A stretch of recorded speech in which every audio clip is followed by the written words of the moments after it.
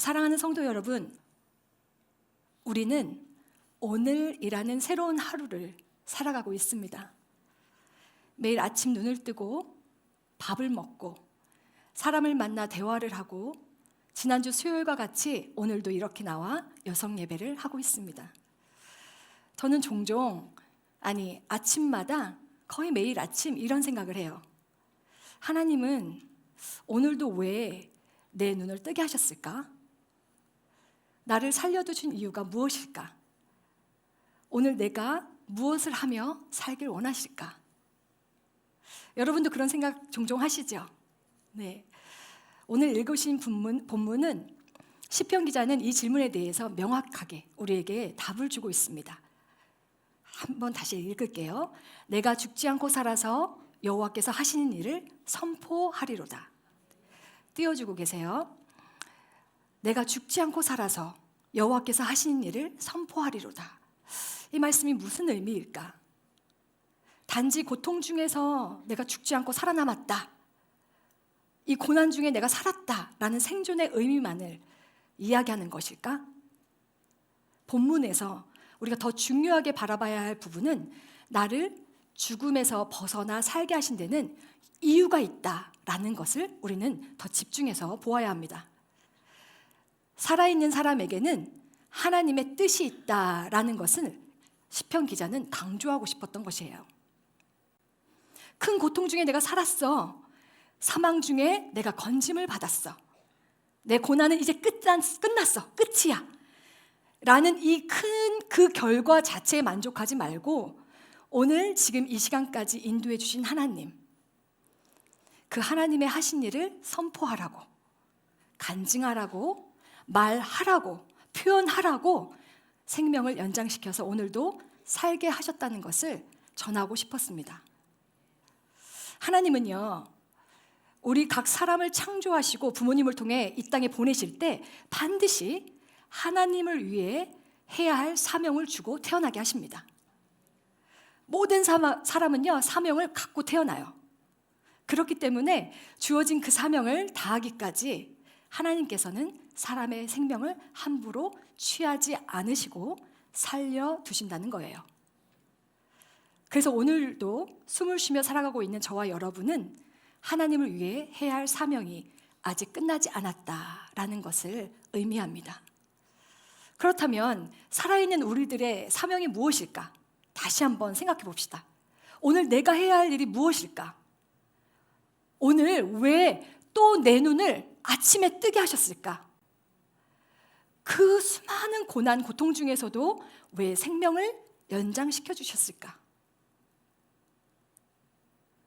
본문은 이렇게 말해요. 너가 살아있는 이유는 여호와 하나님이 하신 그 일, 그것을 입으로 선포해야 하기 때문이야.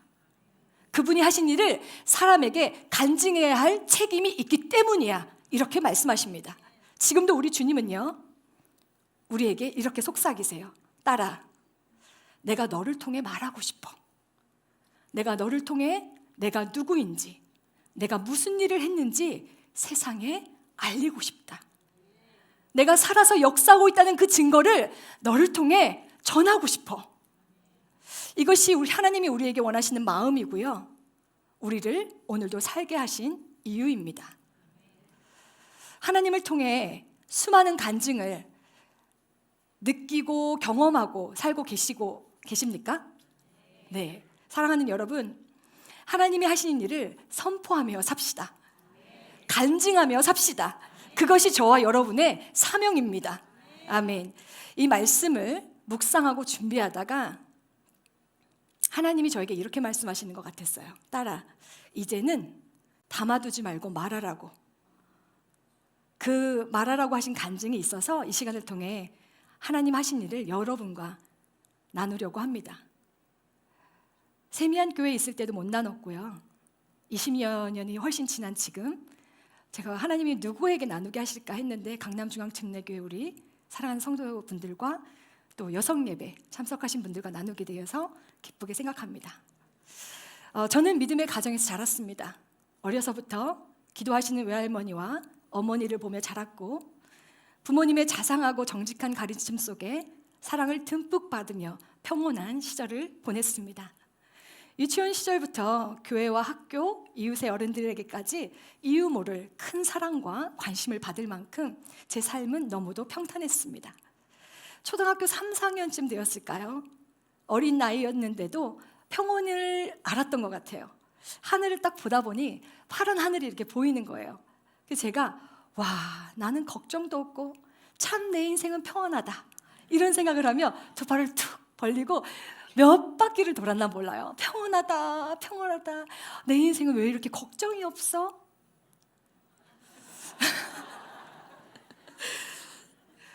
이렇게 저는 믿음의 가정에서 사랑받으며 자랐고 건강하게 성장했고 무난히 자라서 중학교 2학년 겨울방학 중고등부 수련회에 가서 당시 성령의 역사가 강력하게 일어났던 은혜의 동산 한월산 기도원에서 살아계신 하나님을 뜨겁게 만났습니다.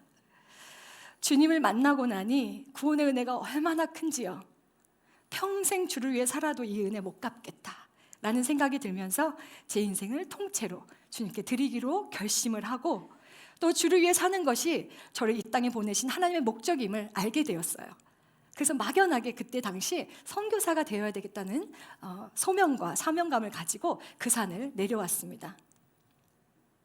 하나님이 살아계시다는 그 체험을 한 이후로 주님은 지금까지 저를 홀로 두지 않으시고 동행해 주시고 기도를 들으시는 하나님, 분별력과 지혜의 근원 되신 하나님, 아름다운 성품을 원하시는 하나님으로 저와 함께 지금까지 걸어와 주고 계십니다.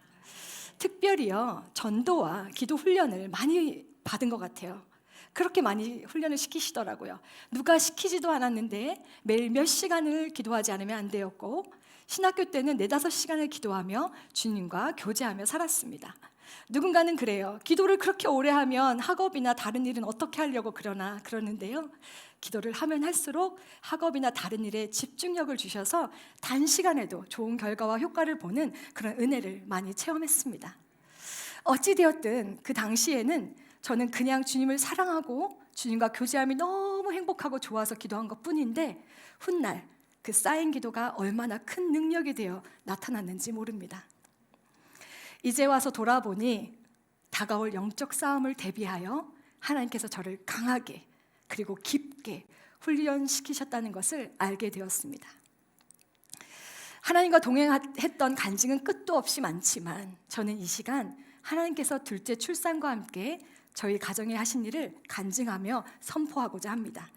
저는 사나이 중에 사나이, 찐 사나이이며 특공대 출신의 남편을 만나 목회자의 아내로 27년간 헤어지지 않고요, 지금까지 아주 사이좋게 잘 살고 있습니다.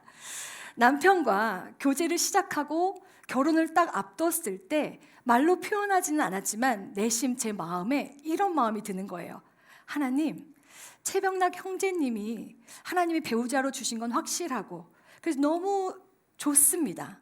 너무 좋은데 한 가지 믿지 않는 집안에 시집가면 영적 싸움과 어려움이 많다는데 그런 말을 많이 들어서 그런지 걱정이 됐어요.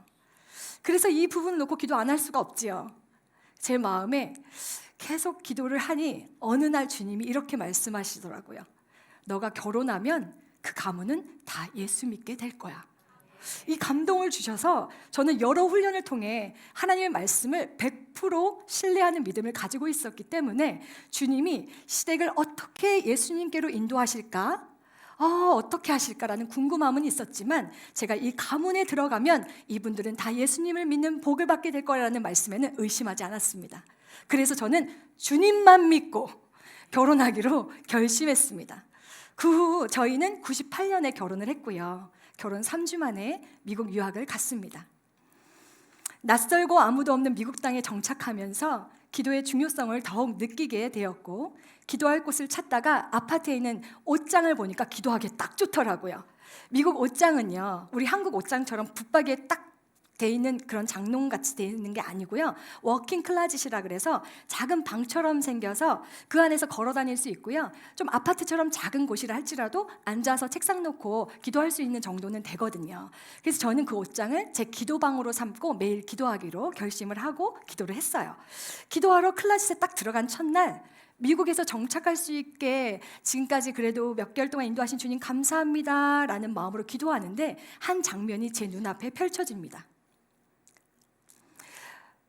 이게 뭐지? 하고 자세히 들여다보니까 한 사진처럼 어떤 땅이 보여요. 근데 이 땅이요, 오랫동안 가물고 가물다 못해 쩍쩍 갈라진 땅을 제 눈앞에 보여주시더니 주님이 이렇게 말씀하시는 거예요. 이것이 너가 이제부터 기경할 땅이야. 한숨 쉬어주셔서 너무 감사해요. 위로가 되네요. 그러면서 제 마음에 성령께서 이렇게 해석해 주시는 거예요. 너가 지금까지는 믿음의 가정에서 평안하게 잘 살아왔지만 이제 첼시 가문에 시집 왔으니 이 척박한 땅을 너가 옥토로 만든 역할을 해야 한다. 이렇게 해석해 주셔요.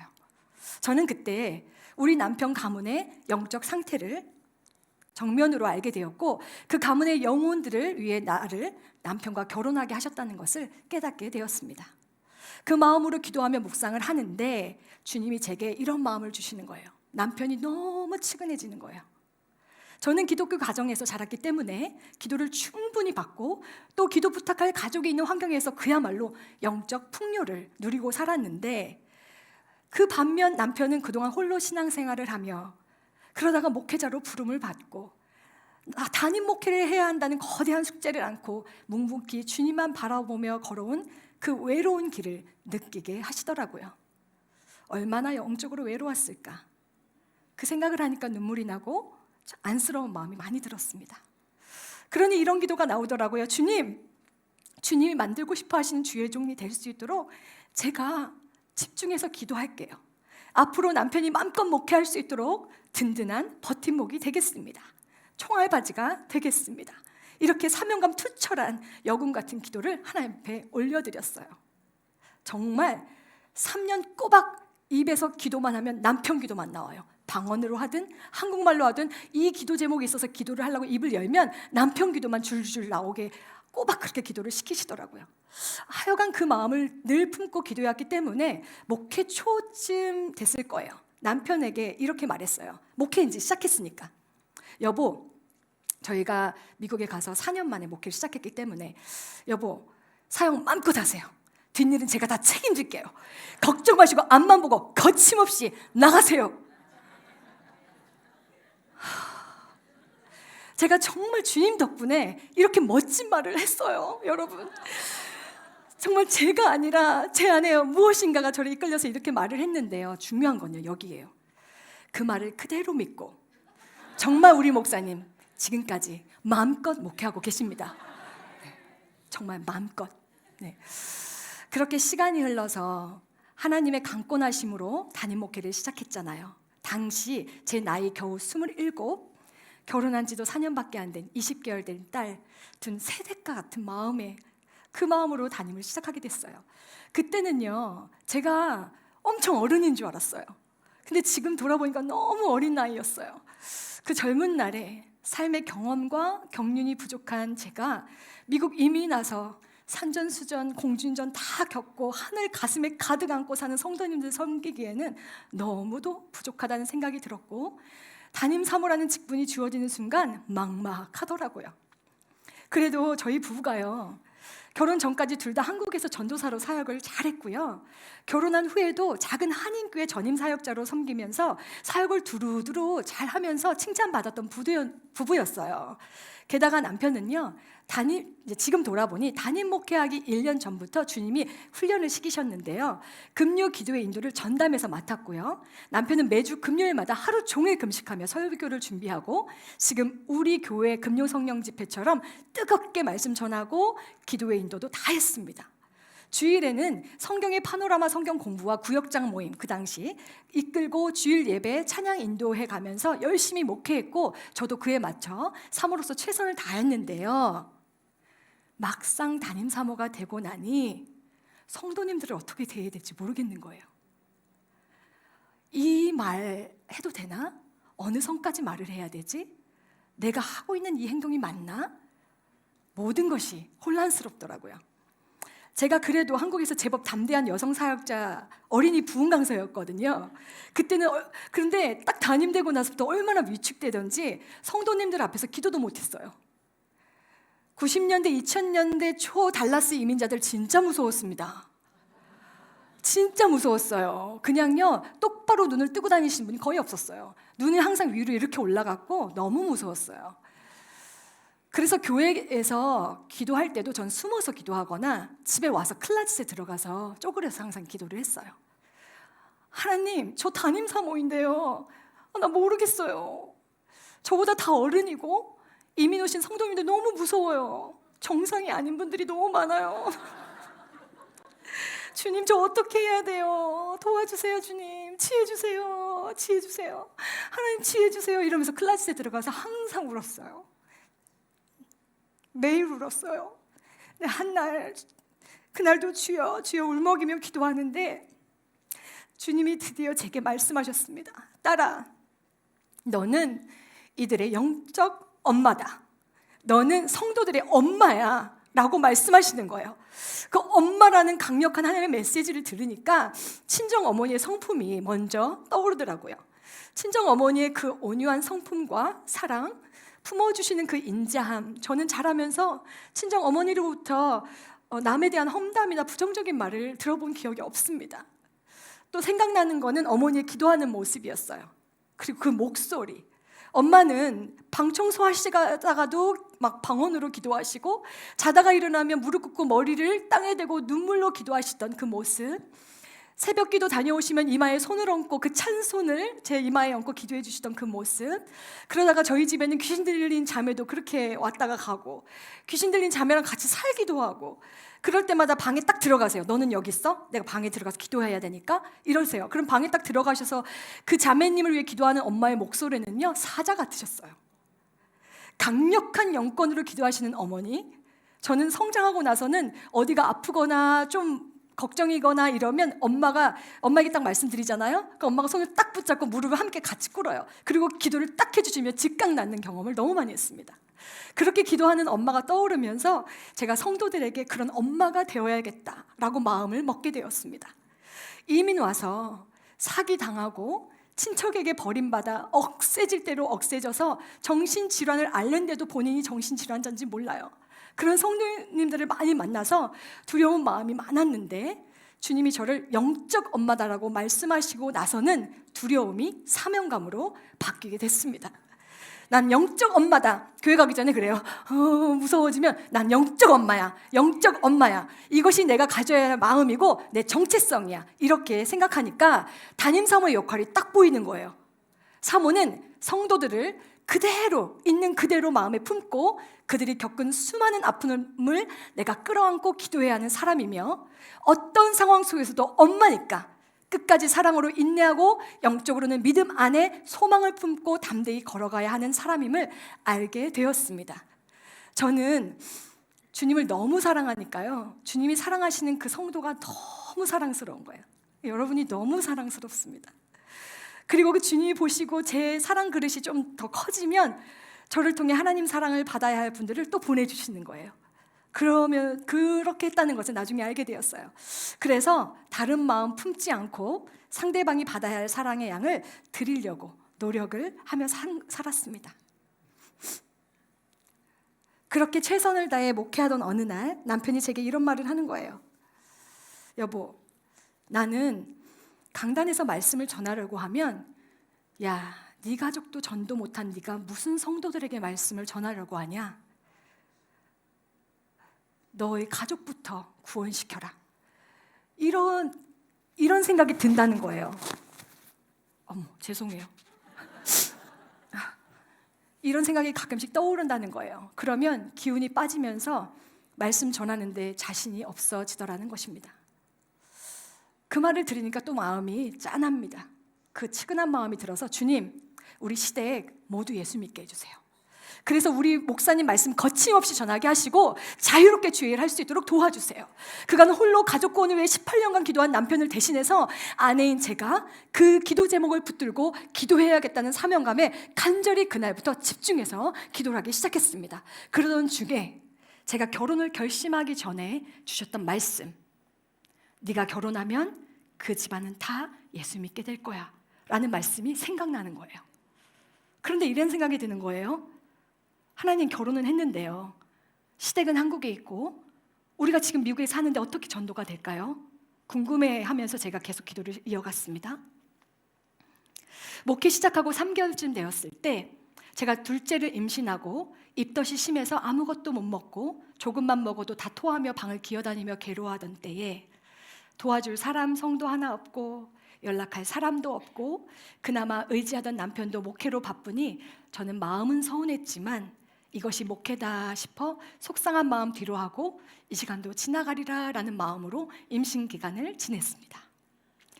산달이 다 되어서 산후조리해줄 누군가의 도움은 필요한데 사례를 못 받아 돈은 없고 병원 가려니 의료보험도 없어서 저희는 결국 한국에 계신 부모님을 오시라 할 수밖에 없었습니다.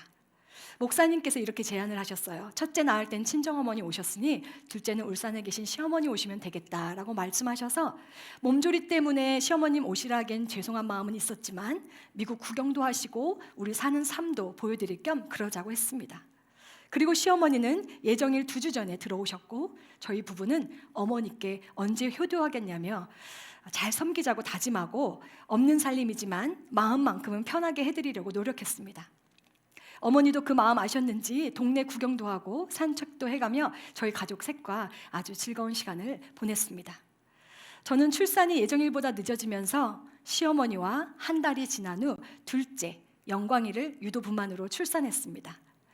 미국은 출산 후 바로 퇴원이라 집에 돌아와서 제가 첫날 밤 집에 이렇게 누워있는데 제 눈앞에 특별한 일이 벌어졌습니다. 하늘에서 두루마리 긴 종이가 세로로 이렇게 펼쳐지는데 글씨가 보여요. 한 장에는 기뻐하라, 두 번째 장에는 감사하라, 세 번째 장에는 인내하라. 이 말씀이 보이는 거예요. 저는 늘 주님, 저 아이 둘 낳고 주님의 일 열심히 하고 싶다 했는데 주님 말씀대로 아기 둘 잘 낳았고 저도 건강하고 지금 회복 중이니까 얼른 회복하고 주일 하면 될 거예요. 너무 기쁩니다. 하나님 감사해요. 그렇게 생각하고 첫날 밤을 잤습니다. 신기하게도 그 다음 날에 똑같은 말씀이 보여지더라고요. 기뻐하라, 감사하라, 인내하라. 전날과 똑같은 말씀이 보이니까 글을 곱씹어서 생각하게 되더라고요. 그러다가 문득 기뻐하라, 감사하라는 말씀은 괜찮은데 인내하라는 말씀이 마음에 걸리는 거예요. 인내할 일이 있으려나? 약간 찜찜한 마음이 있었지만 그래도 산 후 직후니까 그대로 다시 잠이 들었습니다. 그런데 셋째 날부터 이상한 일이 일어나기 시작했습니다. 영광이 출산 전까지 별탈 없이 잘 지내던 어머니께서 이상한 말과 행동을 하기 시작하셨습니다.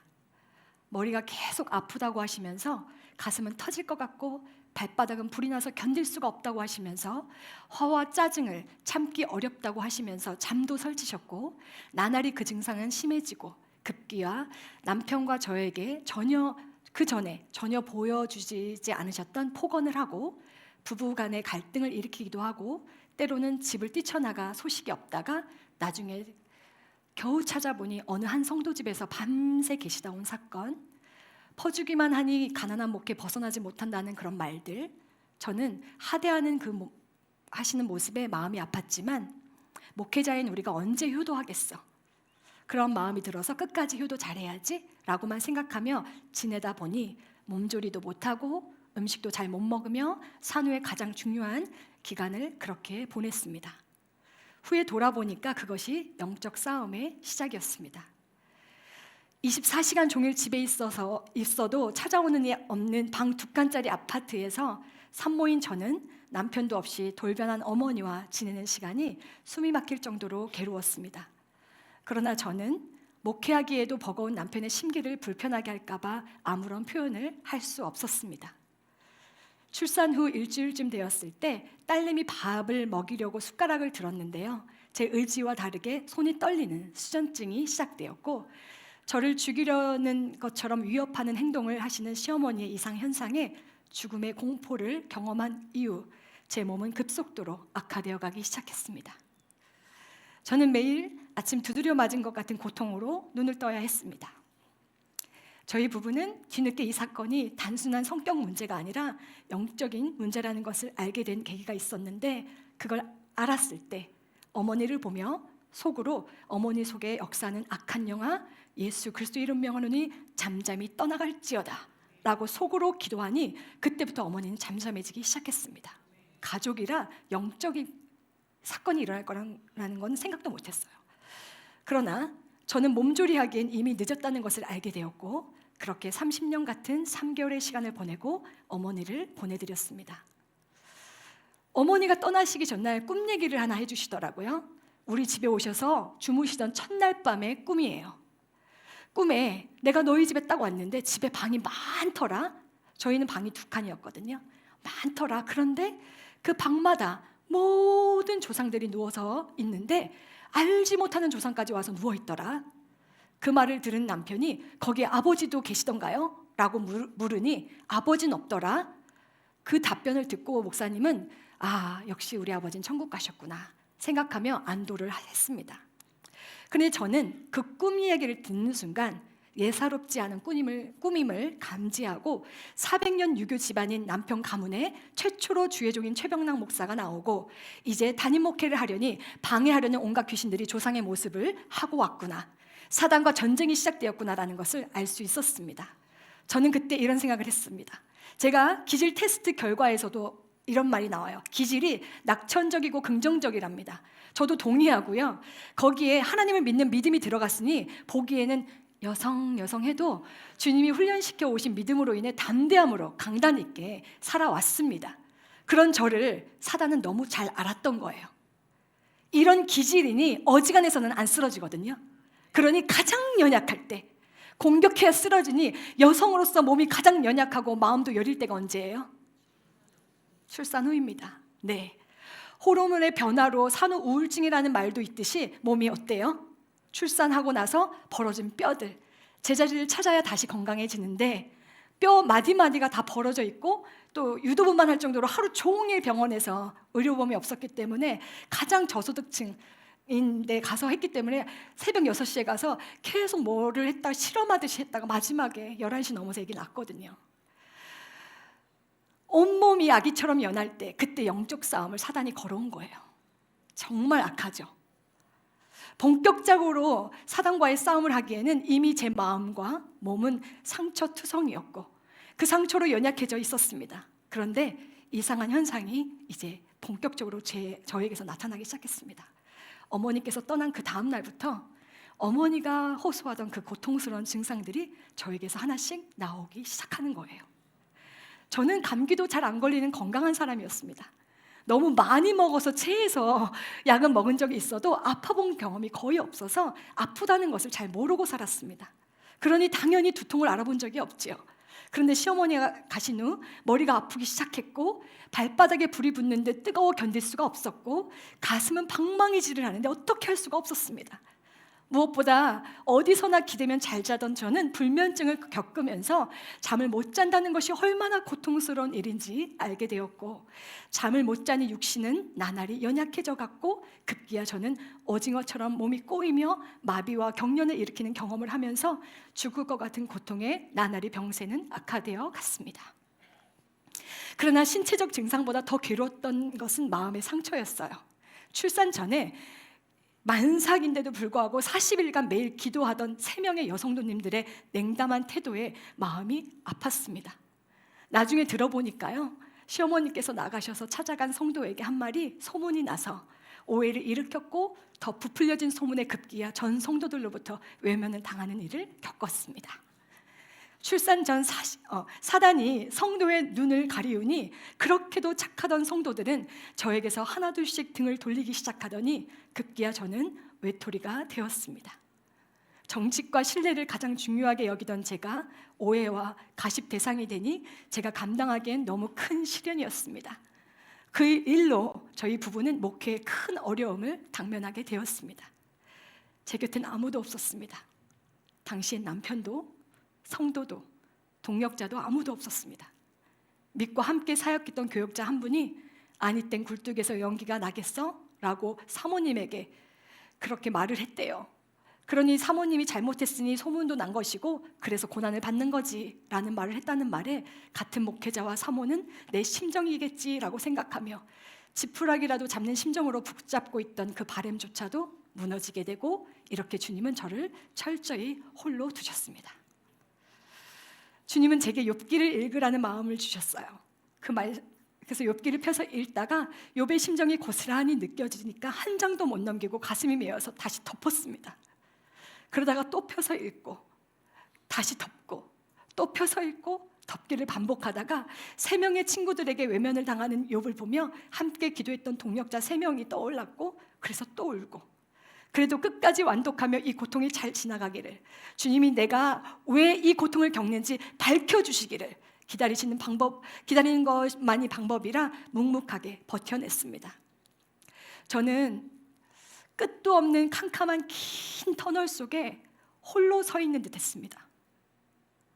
어느 방향으로 나가야 출구가 있는지 알 수 없는 깜깜한 곳에 혼자 서 있었습니다. 갑자기 들어닥친 폭풍과도 같은 연단 속에 그렇게 들어가니 정신이 하나도 없더라고요. 육신은 나날이 악화되어 살과 뼈가 분리된 느낌으로 매일을 살았으며, 뼈가 너무 아파 똑바로 눕지도 옆으로도 눕지도 못하고 매일 밤을 눈물로 백인잎을 적시며 흐느끼며, 그렇게 흐느끼다 보면 아침이 밝아오곤 했습니다. 그러다 보니 밤이 오는 것이 너무 무서웠습니다. 나중에 병원 가보니 턱부터 골반까지 다 틀어져서 산후풍에 그렇게 되기까지 매일 통증을 달고 살았던 것이었습니다. 육체적 고통과 함께 사람들의 외면, 거짓말로 상처난 정서적 아픔, 기댈 곳 하나 없고 마음이나 기도 제목 나눌 이 없는 극도의 영적 외로움은 이 세상의 언어로는 도저히 표현할 수 없는 고통의 시간을 보내던 어느 날, 오징어처럼 꼬이는 극심한 경련과 마비가 3번째로 또 찾아왔습니다. 그날은 어느 때보다도 심해서 숨이 들어오지도 나가지도 않는 경험과 함께 저는 짧지만 임박한 죽음을 맛보았습니다. 그런데요, 신기하게도 죽음 앞에 막상 서니 두려움보다 되려 마음이 편했습니다. 그때까지 1분 1초도 고통이 멈춘 시간이 없었기 때문에 죽으면 더 이상 고통이 사라질 거라는 자유함이 두려움보다 컸기 때문입니다. 숨이 멎어갈 때 어렴풋이 기도하는 남편이 제 눈에 이렇게 보였습니다. 너무 당황해하며 제게 손을 얹고 아내를 살려달라고 애원하던 남편의 모습, 너무도 급한 나머지 할 줄도 모르면서 심폐소생술을 한다고 심폐소생술을 하며 방언으로 한참을 기도하던 그때, 폭풍 가운데 나타나신 욥의 하나님처럼 주님이 저에게 임해 주셨습니다. 서서히 조금씩 숨이 쉬어지더니 온몸에 기운이 다 빠져서 축 처져 엎드려져 있는 저에게 제 입에서부터 하나님이 말을 넣어 흘러나오게 하셨습니다. 이 고통이 내게 큰 복이 될 것이다. 이 고통이 내게 큰 복이 될 것이다. 반복적으로 선포하시더니 내 인생 가운데 앞으로 이만한 고통이 다시는 없을 거야. 내 인생 가운데 이만한 고통이 다시는 없을 거야. 이렇게 말씀하셨습니다. 그리고 욥기 23장 말씀이 입에서부터 또 흘러나옵니다. 나의 길을 오직 그가 아시나니 그가 나를 단련하신 후에는 내가 정금같이 나오리라. 아, 나를 정금되게 하시려고 단련시켜 오신 거구나. 그리고 또 말씀이 나옵니다. 내가 그리스도와 함께 십자가에 못 박혔나니 그런즉 이제는 내가 산 것이 아니요 오직 내 안에 그리스도께서 사신 것이라. 이제 내가 육체 가운데 사는 것은 나를 사랑하사 나를 위하여 자기 몸을 버리신 하나님의 아들을 믿는 믿음 안에서 사는 것이라. 입에서 줄줄줄 말씀을 선포하게 하셨습니다. 나는 오늘 그리스도와 함께 죽었다. 나는 그리스도와 함께 십자가에 못 박혀 죽었다. 이제 주님이 나 대신 살아주시는구나. 오늘 나는 죽었으니 예수님이 내 안에서 일하시겠구나. 진짜 일하시겠구나. 주르륵 주르륵 눈물만 흘렸습니다. 그러더니 제 입에서요 이 찬양이 흘러나오는데요, 하늘에서 제게 그 찬양을 뿌려주시는 것 같았어요. 지난 3주차에 오혜리 사모님이 오셔서 이 찬양을 고난 중에 부르셨다고 하셨는데, 직접 불러주시는데 저 그 찬양 듣고 사실 공감이 돼서 오열할 뻔했습니다. 우리 함께 이 찬양 같이 불러볼까요?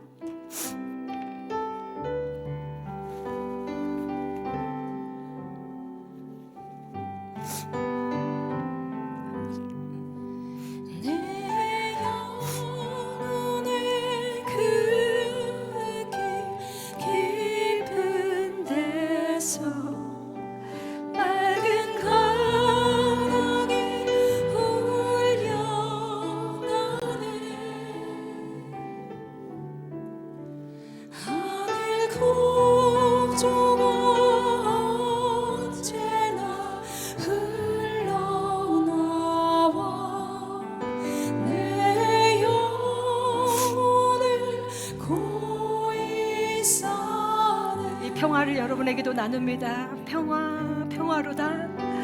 평화로다.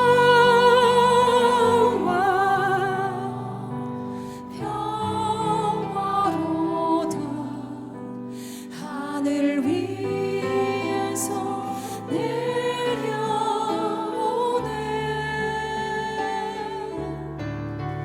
그 사랑의 물결이 영원토록 내 영혼을 덮으소서.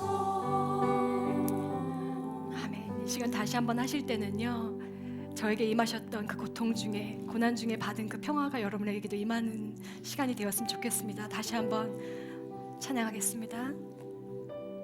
내 영혼을 그 깊은 데서 평화는 하나님이 주시더라고요.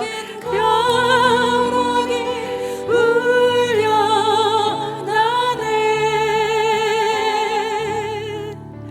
하늘 곡조가 언제나 흘러나와 내 영혼을 고이 싸네. 주의 평화, 평화, 주님의 평화를 받으세요. 평화로다. 하늘 위에서 내려오네. 그 사랑의 물결이 영원토록 내 영혼을 덮으소서. 아멘. 내 영혼의 극히 깊은 데서 맑은 가락이 흘러나네. 하늘 곡조가 언제나 흘러나와 내 영혼을 고이 싸네. 평화, 평화로다. 하늘 위에서 내려오네. 이 찬양이요, 제 힘없는 입술에서 흘러나오는데 하늘에서 반짝반짝한 가루를 뿌려주듯이 쓰러져 있는 저를 주님께서 평안으로 덮어주셨습니다. 다 덮어주시고요. 근데 나중에 들었는데요, 남편이 우리 거실에 임하신 하나님의 임재를 느끼고 이렇게 기도했다고 합니다. 제가 이렇게 쓰러져 있을 때 그 모습이 보였어요. 어렴풋하게 저를 기도하던 남편이 갑자기 저쪽을 보더니 저를 향해서 등을 돌리고 두 손을 딱 든 모습이 보였어요. 그래서 이렇게 기도했대요. 주님, 하나님이 이곳에 계심을 압니다. 제가 느낍니다. 우리 아내에게 말씀하신 하나님, 제게도 말씀해 주세요. 이렇게 그랬더니 진짜 주님이 말씀하시더랍니다. 네 아내 말이나 잘 들어라.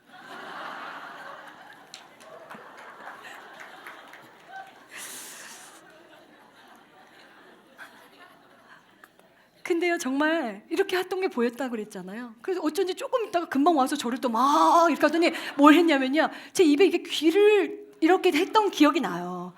목사님 너무 귀여우시죠? 네, 네 아내 말이나 잘 들어라.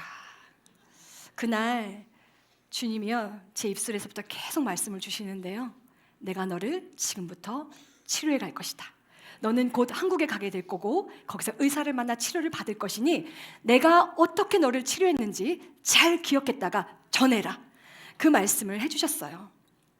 이 일이 있고 나서 주님은 제게 매일 시댁 식구 한 사람 한 사람씩 놓고 남편과 함께 기도해라 라는 또 말씀을 주셔서 어머니를 시작으로 남편과 함께 거실에 앉아서 손을 잡고 이렇게 마주보고 기도를 했습니다. 어머니, 형님, 아주버니 이렇게 쭉 놓고 일주일간 기도했습니다. 태평양 건너 살고 있는 가족들을 위해 기도하면 그분들의 상황과 영적 상태를 제게 느끼게 하시는 거예요. 그런데 저는 시댁과 산 적이 없어서 잘 모르잖아요. 근데 성령께서 주신 마음을 잘 모르니까 이런 마음을 주시네요 라고 목사님께 말씀을 드리면 가족을 너무 잘 아는 목사님은 그때부터 이렇게 기도합니다. 조목조목 기도하며 예수 그리스도의 이름 명하노니 떠나가라. 이렇게 하면서 기도를 선포를 하면 그것이 자유해지면서 주님은 응답으로 제게 기쁨과 자유함을 주셨습니다. 이렇게 가족 기도를 다 마친 그 다음 날 저는 늘 평소에 하듯이 방에 앉아 두 손을 들고 기도를 하는데 제 눈에 집 한 채를 이렇게 보여주시는데 그게 시댁 집안인 거예요. 그리고는 보혈의 피가 그 집안을 다 덮는 겁니다. 그러더니 그 피가 온 집안을 덮고 흘러넘쳐서 그때 주님이 제게 이 말씀을 하셨습니다. 승리하였다 딸아, 승리하였다. 그러면서 할렐루야, 주님이 하셨습니다. 승리하였다. 그러면서 5년에서 6년 사이에 이 집안은 다 예수님을 믿게 될 거야. 연수까지 너무 정확하게 말씀을 해주셨습니다. 저는 그날에서야 비로소 깨달았습니다. 400년의 유교 집안으로 미신과 조상들을 섬기던 집안이 이제 하나님을 믿는 기독교 집안이 되겠구나. 저는 영적 싸움이라는 말을 가볍게 여긴 것은 아니지만 체험을 하기 전에는 그렇게 무서운 싸움인지 몰랐습니다. 영혼육을 사로잡아 저만 죽이면 되니까, 저만 죽으면 목사님과 모든 것들이 안 되니까 그걸 알았던 거죠. 오직 믿음으로 내가 버텨내는 것만이 가장 할 일이구나라는 것을 알게 되었고 얼마나 그 영적 싸움이 힘들고 고된지 이제 절절히 알고 있습니다. 중학교 때 주님 만난 이유, 몇 시간씩 기도하게 하신 이유, 신학교 때 매일 4-5시간씩 기도 훈련을 시켜오신 그 역동적인 하나님을 경험하고 믿음 훈련을 시켜오신 그 하나님의 섭리를 이제 그제서 알았습니다. 그런 기도가 15년이라는 시간 동안 쌓이지 않았다면 제가 이게 다 30에 겪은 일입니다. 결코 승리할 수 없었던 영적 싸움임을 알게 되었습니다. 이 긴 고통이 왜 내게 주어졌는지, 왜 나여야 했었는지, 버티고 또 버티고 견디고 또 견디고 결국 주님이 승리케 하시고 그렇게 하고 나니 모든 것이 구슬 깨듯 다 풀리게 되었습니다. 고통 한가운데 있을 때 이것이 영적 싸움임을 알게 되었을 때 이렇게 기도한 적이 있어요. 하나님, 제가 이 영적 싸움에서 빨리 벗어나게 해주세요. 빨리 이 싸움이 끝나게 해주세요. 이렇게 기도하니 하나님은 그때마다 아직은 아니야. 조금 더 기다려야 돼. 언제까지요, 주님? 저 너무 힘들어요. 아직 아니야. 좀 더 기다려야 돼. 수없이 묻고 수없이 말씀을 해주셨습니다. 그리고 주님은 욥기 말씀으로 이렇게 정확하게 명확한 답을 주셨습니다. 욥기 23장 13절에서 14절 함께 읽겠습니다. 그는 뜻이 일정하시나 누가 돌이킬까? 그 마음에 하고자 하시는 것이면 그것을 행하시나니 그런즉 내게 작정하신 것을 이루실 것이라. 아멘. 이 고난은 반드시 끝날 것이다. 그런데 네가 서두른다고, 네가 피하게 해달라고 바꿔달라고 한들 안 된다. 내가 작정한 그 일을 다 이룰 때까지는 너는 응답의 시간을 바라며 기다리고 믿음으로 버티고 견디는 것이 네가 할 일이다. 저는 고난을 통해 배웠습니다. 하나님께서 정하신 뜻, 그 마음에 하고자 하시는 일, 작정하신 그것을 반드시 이루시는 하나님이라는 사실입니다. 그리고 이 작정하신 것은 그 누구도 돌이키거나 바꿀 수 없다는 것입니다.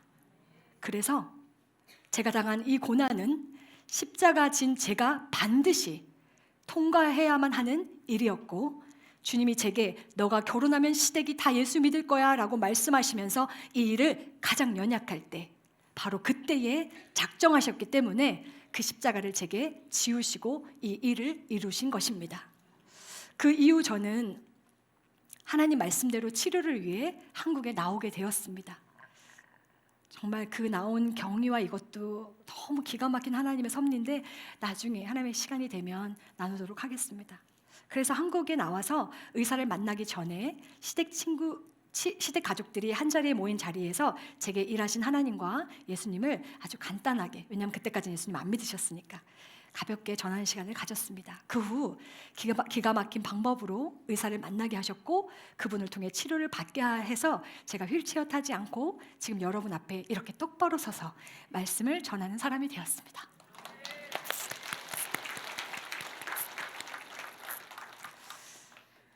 잠시 앞에서도 언급했지만 저는 출산 후 서서히 아파지다가 결국 턱부터 골반까지 다 뒤틀어져서 몸을 똑바로 가눌 수가 없었고요. 똑바로 눕는 게 무엇인지 모를 정도로 몸이 틀어져서 밤에 누워서 자본 적이 없었습니다. 출산할 때 그대로 골반뼈 벌어진 채로 굳어갔고 몸에 근육이 다 빠지다 보니 척추뼈가 각각 힘이 없어서 뒤틀어진 몸으로 살다가 겨우 치료를 받고 났는데 그날 처음으로 잠을 잤습니다. 누워서. 네. 그 후 똑바로 똑바로 서게 됐는데도 불구하고 오랫동안 삐뚤어져 살다 보니 뼈를 맞춰놔도 다시 돌아가더라고요. 3시간 이상 앉아 있으면 항상 아랫배, 방광염, 지금도 자세 중에 앉아 있는 것이 사실은 가장 힘든 자세입니다. 그러니 제가 박사 논문을 쓰면서 10시간 넘게 앉아 있고 공부했다는 건 사실은 저에겐 너무 큰 은혜고 기적 중에 기적입니다. 가장 감사한 것은 주님의 말씀대로 저희 시댁은 5, 6년 사이에 평안 가운데 모두 교회를 나오시게 되었고 조카들 중에는 주의 종도 나오고 어머니는 권사로 믿음 생활을 잘 하고 계십니다. 영적 싸움은 반드시 승리해야만 합니다. 그래야 평안으로 가족들이 돌아오고 평안의 열매를 맺게 됩니다. 고난 후에 22년, 23년이 지난 오늘 지금 저희 시댁은 저희 부부의 목회를 가장 잘 이해하고 저희를 자주 못 만나는데도 불구하고 도고 기도자로 묵묵히 섬겨주고 계십니다. 분란이 잦았던 가정에 평안이 넘치는 시댁을 보면 얼마나 감사한지 모릅니다. 물론 몸조리가 안 된 채 살아가는 건 평생 연약한 몸으로 산다는 것과 같습니다. 불면증을 시작으로 산후풍, 우울증, 공황장애, 자살 충동 등의 극심한 정신적 아픔을 지나왔음에도 미국에 사는 내내 몸이 아플 때마다 마음의 상처가 반복적으로 올라오고요. 때로는 분노를 삭히느라 보이지 않는 내적 싸움도 많았습니다. 영적 싸움은 승리로 끝났으나 마음과 몸에 새겨진 연약함으로 인한 고통은 저를 미국에 있는 내내 지속적으로 괴롭혀왔습니다. 그래도 감사한 것은 주님은 미국에 사는 동안 제 몸 상태에 맞는 의사를 꼭 붙여주셨어요. 그래서 건강을 유지하게 하면서 살게 하셨고요. 그것은 저를 돌보시는 주님의 위로로 저는 그렇게 받았습니다. 특히 목회 사역에서도 성도님들이 모를 정도로 사역 잘 감당할 수 있도록 힘을 주셨습니다. 집에 가서 아팠던 거죠. 네. 무엇보다 우리 강남중앙침례교회 부임 이후 저는 나날이 건강해져서 지금은 거의 보통 사람처럼 살아가는 은혜를 누리고 있습니다. 감사합니다.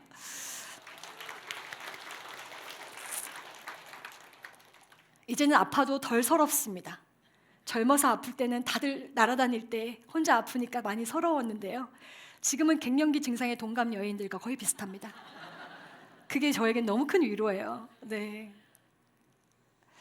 여러분들이 저희 부임 이후에 기도를 굉장히 많이 해주셨어요. 제가 그걸 알고 있고 우리 자녀를 위해서 심지어 강대상에서도 대표 기도를 해주신 거 너무 깊은 감사를 드리는 이유가 바로 그 기도가 저희 부부를 살렸고 저희 아이들을 살렸고 저를 특별히 저의 건강을 살렸습니다.